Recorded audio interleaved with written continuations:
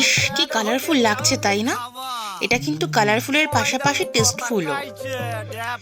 দেখে নেওয়া যাক তবে কি বানালাম আজকে।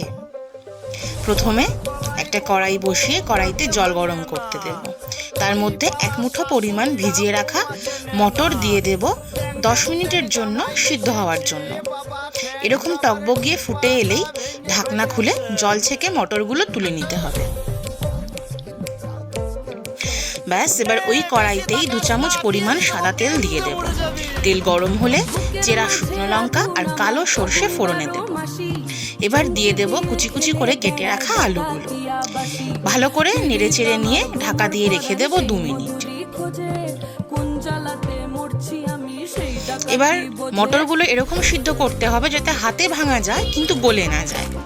এবার ঢাকনা খুলে ওই অর্ধেক সিদ্ধ করা মটরগুলো দিয়ে আবারও কিছুক্ষণ ঢাকনা দিয়ে রেখে দেব। এবার ঢাকনা খুলে স্বাদ মতো নুন দিয়ে ভালো করে মিশিয়ে নিয়ে ঢাকনা দিয়ে রেখে দেব আলুগুলো সিদ্ধ হওয়া পর্যন্ত।